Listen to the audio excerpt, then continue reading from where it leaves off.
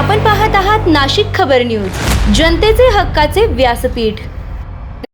शिवसेनेचे लोकसभेचे खासदार धैर्यशील माने यांनी आज लोकसभेत केंद्रीय कृषी मंत्रालयाच्या अर्थसंकल्पातील अनुदानाच्या मागण्यांवरील चर्चेत सक्रिय सहभाग घेतला। यावेळी बोलताना त्यांनी महाराष्ट्रातील शेतकरी बांधवांच्या विविध समस्यांकडे सभागृहाचं लक्ष वेधलं। विशेषतः शेतीमालाला योग्य दर, उत्पादन खर्च वाढ तसेच शेतकऱ्यांना मिळणाऱ्या अनुदानाच्या बाबतीत केंद्र सरकारनं अधिक ठोस धोरण आखण्याची गरज असल्याचं त्यांनी स्पष्ट केलंय। तसेच ऊस उत्पादक शेतकऱ्यांच्या अडचणींबाबतही त्यांनी मुद्देसूद मांडणी केली। ऊस दर, थकीत FRP रक्कम आणि साखर कारखान्यांकडून होणारा विलंब यांसारख्या प्रश्नांवर तातडीने तोडगा काढण्याची मागणी त्यांनी केली। याशिवाय हवामान बदलाचा शेतीवर होणारा परिणाम, पीक विमा योजनेतील त्रुटी आणि सिंचन सुविधांच्या विस्ताराची गरज या मुद्द्यांवरही त्यांनी केंद्र सरकारचं लक्ष वेधलं। एकूणच शेतकऱ्यांच्या हितासाठी केंद्राने अधिक संवेदनशील भूमिका घेत ठोस निर्णय घ्यावेत अशी मागणी धैर्यशील माने यांनी यावेळी सभागृहात केली आहे। सीएम बनते ही 44,278 करोड़ रुपए का ऐतिहासिक सहायता राशि किसानों को देने का काम श्री एकनाथ जी शिंदे साहब ने किया। और मैं जिस संसद में आज उपस्थित हूं, उस संसद में भी शिवराज सिंह जी आज देश के कृषि मंत्री हैं। सर, मैं जिस राज्य से आता हूं, शिवराज्य है, वो स्वराज्य है। शिवाजी महाराज जी ने किसानों के बलबूते पे स्वराज्य निर्माण किया था और किसान के सशक्तिकरण के लिए शिवराज जी आज लड़ रहे हैं। इसलिए मैं उनका तहे दिल से धन्यवाद देना चाहूंगा, उनका आभार प्रकट करना चाहूंगा कि शिवराज जी, जिजा माता जी जो थी, शिवाजी महाराज जी की माता जी, उन्होंने पुणे में सोने का हल चलाया था। तब दुष्काल की परिस्थिति, अकाल की परिस्थिति थी और किसान को हिम्मत दिलाने के लिए उन्होंने सोने का हल चलाया और नीतियां ऐसी बनाई कि जिसके वजह से सोने के दिन उस आम किसान के नसीब में आए।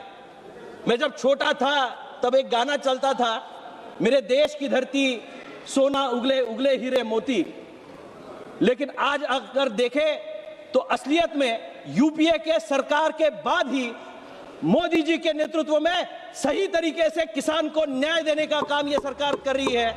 और जो सुनहरा इतिहास जिसकी कल्पना शिवाजी महाराज के टाइम में हुई थी, उसको साक्षात दुनिया के सामने लाने का काम यह सरकार कर रही है।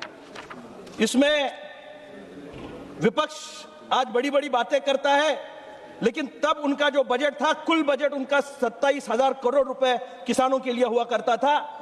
आज के दिन में किसानों का 6 गुना बजट बढ़ गया है। 1,32,561 करोड़ का ऐतिहासिक बजट आज किसान यहां देश में साझा कर रहा है। दूसरी तरफ फर्टिलाइजर्स, जो खेती का आत्मा है, उसको भी नए तरीके से आगे ले जाने का काम सरकार कर रही है। किसानों पे उसका बोझा ना पड़े, इसके लिए सिर्फ फर्टिलाइजर के लिए 1,070 करोड़ 944 करोड़ का उन्होंने खाद फर्टिलाइजर्स के लिए सब्सिडी के रूप से किसानों को देने का काम किया है। मैं शिवराज सिंह जी के माध्यम से देश के किसानों को एक नया आयाम प्राप्त करने के लिए उन्होंने जो मंजिलें हासिल करनी है, उनके लिए वो प्लेटफॉर्म रच रहे हैं। और उसके लिए सॉइल एग्जामिनेशन का भी एक नया प्रावधान इस सरकार ने किया गया है। इंफॉर्मेशन टेक्नोलॉजी इस देश में आई, लेकिन उसके बाद उसका उपयोग खेती में करने का भी काम इस सरकार ने यहाँ बहुत अच्छी तरीके से किया हुआ है। मैं निश्चित रूप से यह कहना चाहूंगा कि मैं जिस क्षेत्र से आता हूं, वो कोऑपरेटिव का एक बहुत बड़ा क्षेत्र है। गन्ना किसान मेरे क्षेत्र में सबसे बड़ा, यहाँ गन्ना किसान मेरे क्षेत्र में है और उनकी कुछ मांगे मैं सभागृह के सामने साझा करना चाहूंगा, जिसके माध्यम से उनको कुछ मदद हो सके। सर, गन्ने के उत्पाद में किसानों की हिस्सेदारी होना बहुत जरूरी है। सर, सिर्फ गन्ने पे हम लोग किसानों को मूल्य उसका देते रहते हैं, लेकिन गन्ने से बनने वाले उपजीविका जो है, उसके माध्यम से बाय प्रोडक्ट जो बनते हैं, उस पे जो यहाँ रेवेन्यू जनरेट होता है, उसमें किसान का कोई हिस्सा नहीं होता। मैं सरकार को इस माध्यम से मांग करना चाहूंगा कि उसकी उपजीविका को और सक्षम बनाने के लिए जो भी मोलासिस हो, ईंधन बनता है सर, इथेनॉल जैसी एक बड़ी प्रणाली आप देश में बना रहे हैं, जिसके माध्यम से यूपीए के टाइम में जो दोनों में ब्लेंडिंग होती थी, आज सबसे ज्यादा ब्लेंडिंग अगर किसी सरकार ने की होगी तो इथेनॉल की ब्लेंडिंग पेट्रोल और डीजल में करने का काम इस सरकार ने किया, जिसके वजह से ये किसान के खाते में ज्यादा पैसे जा रहे हैं। सर, युद्धजन्य परिस्थिति दुनिया भर में बनी हुई है। हमारा जो रॉ मटेरियल है फर्टिलाइजर्स का, वो इजराइल और वहां के गल्फ कंट्रीज से आता रहता है। लेकिन मैं शिवराज सिंह जी चौहान साहब का तहे दिल से आभार प्रकट करना चाहूंगा कि इसके बावजूद भी आपने फर्टिलाइजर्स की कीमतों में बढ़ोतरी नहीं की है, उस पर कोई भी भार आने नहीं दिया है। हमारे देश के किसान को मजबूती से खड़ा रहने के लिए इस कठिन परिस्थिति में भी उन्होंने ये कदम उठाए हैं।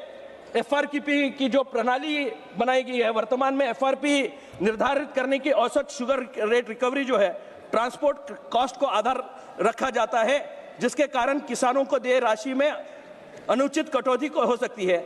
इस प्रणाली में पारदर्शिता का अभाव है। सर, मैं चाहता हूं कि एक शुगर इंडस्ट्री में 5 करोड़ से अधिक किसान इसमें जुड़े हुए हैं। मेरी मांग है कि निष्पक्ष एवं एफआरपी भुगतान सुनिश्चित करने के लिए व्हीकल वाइज रिकवरी मेजरमेंट्स को यहां लागू किया जाए, जिसके माध्यम से ट्रांसपोर्ट कैलकुलेशन लागू किया जा सके।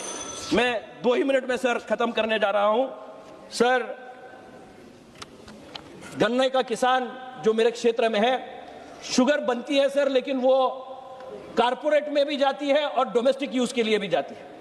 शुगर जो कारपोरेट यूज के लिए कैडबरी जैसी हो, कोका कोला जैसी कंपनियां हो, और किसान जो अपने लिए डोमेस्टिक यूज के लिए या फिर आम लोग जो डोमेस्टिक यूज के लिए दिए जाने वाली शुगर एक ही रेट में दी जाती है। अगर उसको डिफरेंशिएट किया जाए, जो यूसेज डोमेस्टिक यूज के लिए है, आम जनता के लिए है, उसको एक अलग तरीके के ब्रैकेट में रखा जाए, और जो यूसेज जो बड़ी बड़ी इंडस्ट्रीज, कोका कोला जैसी, कैडबरी जैसी बड़ी इंडस्ट्रीज इसमें काम करती है, उनके लिए अगर अलग रेट रखा और बढ़ा हुआ रेट रखा जाए तो किसान को ज्यादा पैसे गन्ना किसान को मिलेंगे। इसके लिए प्रावधान ये सरकार करे, ऐसी मांग मैं इनके साथ करना चाहूंगा।